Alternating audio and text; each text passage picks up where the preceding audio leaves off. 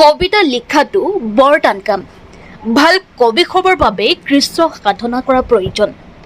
অসম সাহিত্য সভাৰ সভাপতি বিশিষ্ট লেখক সাহিত্যিক ডক্টৰ বসন্ত কুমাৰ গোস্বামীয়ে এইদৰে কয়। অসম সাহিত্য সভাৰ উদ্যোগত আন্তঃৰাজ্য বিদেশ মৈত্ৰী বন্ধন উপ সমিতি আৰু DSS কানৈ মহাবিদ্যালয়ৰ শতদল শাখা সাহিত্য সভাৰ সহযোগত 26 জুলাইত ভাৰতীয় সময় অনুসৰি নিশা 8 বজাৰ পৰা 10 বজালৈ 2 ঘণ্টা জোৰা অনলাইন মাধ্যমত অনুষ্ঠিত বিশ্বৰ কণ্ঠত কবিতা শীৰ্ষক ব্যতিক্ৰমী আন্তঃৰাষ্ট্ৰীয় কবিতানুষ্ঠানত মুখ্য অতিথি হিচাপে অংশগ্ৰহণ কৰি ডক্টৰ গোস্বামীয়ে কয়, অসমীয়া ভাষা সাহিত্য সংস্কৃতিৰ শিপাডাল ইমান গভীৰ যে ইয়াক কেতিয়াও উভালি পেলাব নোৱাৰি। সভাপতিগৰাকীয়ে কয় যে কবিতা সমালোচনা নহ'লে কেতিয়াও ভাল কবিতা সৃষ্টি হ'ব নোৱাৰে। তেওঁ ডিম্বেশ্বৰ নেওগ আৰু ভগৱতী প্ৰসাদ বৰুৱাৰ কবিতাৰ বিষয়ে উল্লেখ কৰি কয় যে সৰুতে ডিম্বেশ্বৰ নেওগৰ কবিতা ভগৱতী প্ৰসাদ বৰুৱাই সমালোচনা নকৰাহেঁতেন কেতিয়াও দুয়োজন একোগৰাকীকৈ শ্ৰেষ্ঠ কবি নহ'লহেঁতেন।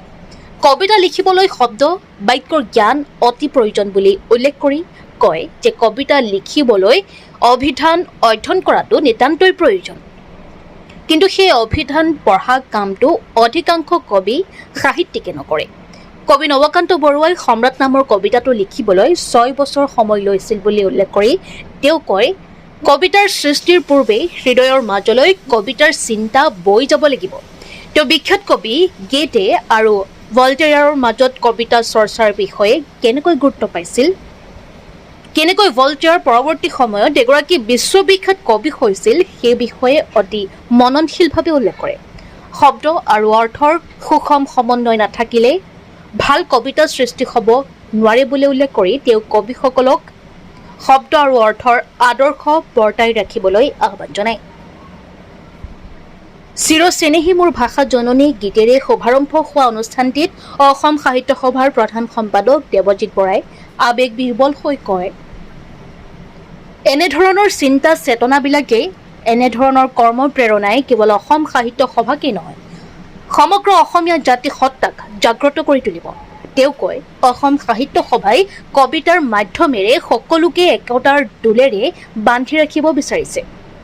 মুম্বাইৰ সুখ্যাত ঘোষক লেখক আৰু সাহিত্যিক দেৱজিৎ শইকীয়াই সঞ্চালনা কৰা অনুষ্ঠানটিৰ উদ্দেশ্য ব্যাখ্যা কৰি অসম সাহিত্য সভাৰ আন্তঃৰাজ্য বিদেশ মৈত্ৰী বন্ধন উপ সমিতিৰ আহ্বায়ক ডক্টৰ শশীকান্ত শইকীয়াই কয়, সমগ্ৰ বিশ্বৰ বিভিন্ন প্ৰান্তত থকা প্ৰৱাসী অসমীয়াৰ লগতে বিশ্বৰ জনপ্ৰিয় কবিসকলক একগোট কৰি অসমৰ ভাষা সাহিত্য সংস্কৃতি জনপ্ৰিয় কৰাই হ'ল এই অনুষ্ঠানৰ মূল উদ্দেশ্য। অনুষ্ঠানত মৈত্ৰী বন্ধন উপ সমিতিৰ কাৰ্যকৰী সভাপতি ৰুমা হাজৰিকাই অনুষ্ঠানটিৰ সফল আয়োজন গুৰি ধৰি সদ্য প্ৰয়াত সকলো কবিলৈ শ্ৰদ্ধাঞ্জলি জ্ঞাপন কৰাৰ লগতে অসমৰ বানপীড়িত ৰাইজলৈ সমবেদনা জ্ঞাপন কৰে আৰু উপস্থিত সকলো আন্তঃৰাষ্ট্ৰীয় কবি সমাজক আন্তৰিক শুভেচ্ছা আৰু আদৰণি জনাই অসম সাহিত্য সভাৰ সৈতে সংযোগ স্থাপন কৰাৰ বাবে কৃতজ্ঞতা প্ৰকাশ কৰে।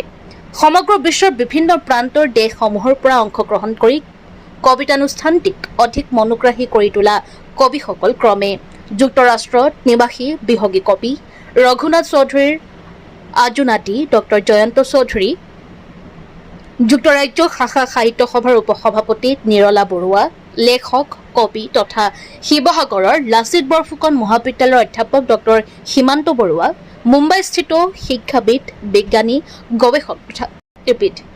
গৱেষক তথা কবি ডক্টৰ পাৰমিতা মুখাৰ্জী মল্লিক, শ্ৰীলংকাস্থিত বিশিষ্ট চিকিৎসক কবি আৰু লেখক ডাক্তৰ লংকা শ্ৰীবৰ্ধন, ছুইজাৰলেণ্ডৰ পৰা কবি মালতী বৰদলৈ, কুৱেইট শাখা সাহিত্য সভাৰ সভাপতি কবি আলোক দাস, আমেৰিকা যুক্তৰাষ্ট্ৰৰ পৰা কবি মনোৰমা দাস, 5 বাৰকৈ মিষ্টাৰ ইণ্ডিয়া খ্যাত শৰীৰ চৰ্চাবিদ তথা কবি ভাৰতী হাজৰিকা, মুম্বাইৰ পৰা সুকবি সদানন্দ গগৈ, হায়দৰাবাদৰ পৰা কবি হৰজিন্দৰ সিং, হায়দৰাবাদৰ পৰা শিক্ষাবিদ ডক্টৰ সিন্ধুৰ তিৱাৰকুৰ আৰু নেপালৰ পৰা বহুভাষিক কবি সন্তোষ কুমাৰ পোখৰাল। উল্লেখ্য যে গুগল মিট সঞ্চালন কৰি সকলো কাৰিকৰী দিশ পৰিচালনা কৰে কানৈ মহাবিদ্যালয়ৰ কম্পিউটাৰ বিজ্ঞান বিভাগৰ অধ্যাপক হৰজিন্দৰ সিঙে। অনুষ্ঠানটিত সাহিত্যপ্ৰেমী ৰাইজৰ মাজৰ পৰা আন্তঃৰাজ্য বিদেশ মৈত্ৰী বন্ধন উপ সমিতিৰ সদস্য গুণ ভূঞা, ডক্টৰ অঞ্জনা গোস্বামী, মীনাক্ষী দাস বৰুৱা, JN খাটনিয়াৰ, কৃষ্ণা শইকীয়া, প্ৰদীপ কুমাৰ গোস্বামী, মুম্বাই স্বৰ্ণ শাখাৰ সভাপতি হিৰণ ভূঞা, প্ৰাক্তন প্ৰচাৰ সচিবদ্বয় দেৱিকা বৰপূজাৰী আৰু অজিত হাজৰিকা, প্ৰাক্তন পত্ৰিকা সম্পাদক পবিত্ৰা বৰঘৰীয়া, সাংস্কৃতিক সম্পাদক মৌচুমী দাস, বিবেকা হাজৰিকাকে ধৰি ভালেসংখ্যক গণ্যমান্য ব্যক্তিয়ে অংশগ্ৰহণ কৰে। শেষত শলাগ জ্ঞাপন কৰে কানৈ মহাবিদ্যালয়ৰ শাখা সাহিত্য সভাৰ সভাপতি অধ্যাপিকা ডক্টৰ কৃষ্ণা দুৱৰা কলিতাই।